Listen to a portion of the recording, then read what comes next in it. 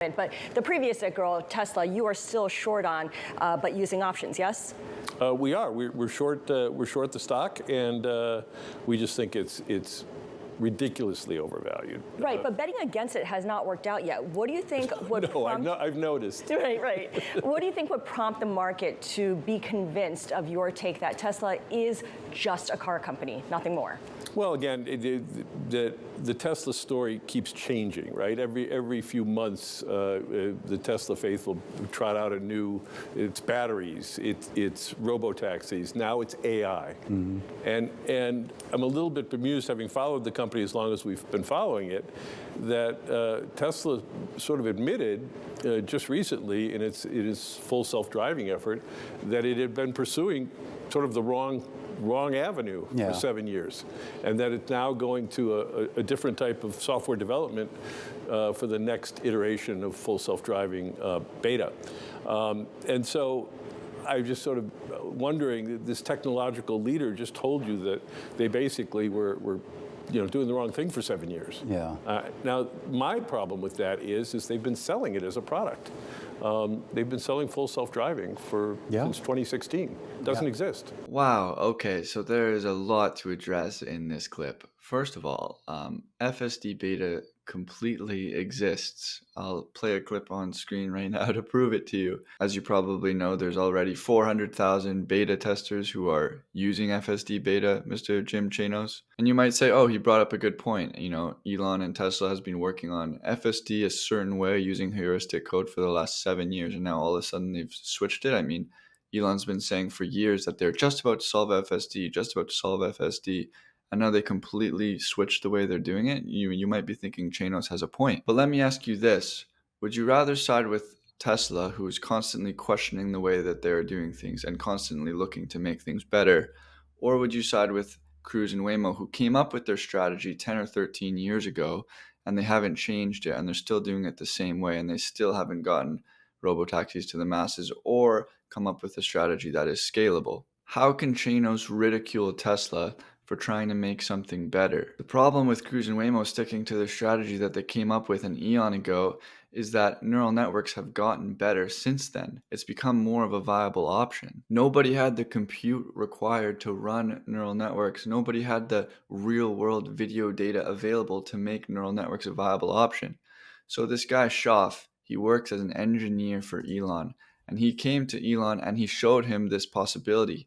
ChatGPT had just become this big thing in AI, and he was trying to think, how could we leverage something like this to use our self-driving? So you can see here, Tesla's autopilot system has been relying on rules-based approach. The car's cameras identified such things as lane markings, pedestrians, vehicles, signs, and traffic signals. Then the software applied a set of rules such as stop when the light is red, go when it's green, stay in the middle of the lane markers, etc. So Tesla engineers would manually write hundreds of thousands of lines of code to apply these rules to complex situations. So Schroff comes along and says, instead of determining the proper path of the car based on rules, we determine the car's proper path by relying on a neural network that learns from millions of examples of what humans have done. And Elon did not just jump into the neural network deep end. He would regularly walk through the autopilot workspace in Palo Alto and talk to the engineers for impromptu discussions. As he studied the new human imitation approach, he had a question. Was it truly needed? Might it be a bit of overkill? One of his maxims was that you should never use a cruise missile to kill a fly, just use a fly swatter. Was using the neural network unnecessarily complicated? Well, Schroff showed Musk instances where a neural network planner would work better than a rules-based approach. And the data Schroff showed Musk excited him. He described it as a leap into the future. By mid-April 2023, it was time for Musk to try the new neural network. This was the first time Elon had been in V12, and at one point the car conducted a maneuver that he thought was better than he would have done. Oh wow, he said. Even my human neural network failed here, but the car did the right thing. He was so pleased that he started whistling Mozart's A Little Night Music Serenade in G major. Amazing work, guys, Musk said. This is really impressive. Many had not believed that the neural net project would work. Musk declared that he was now a believer and that they should move their resources to push it forward. I would personally just rather side with the company that is responding to innovations in technology within the space and applying it to their own products. Cruise and Waymo are using ancient technology based on a strategy that they came up with over a decade ago. Of course, Cruise and Waymo cannot adopt Tesla's strategy because they don't have the video data, they don't have the compute. Swamy says here, we are uniquely positioned to do this. 4 months later, it only took 4 months to transition their resources from heuristic code to neural nets. 4 months, the new system was ready to replace the old approach and become the basis of FSD V12, which Tesla plans to release as soon as regulators approve.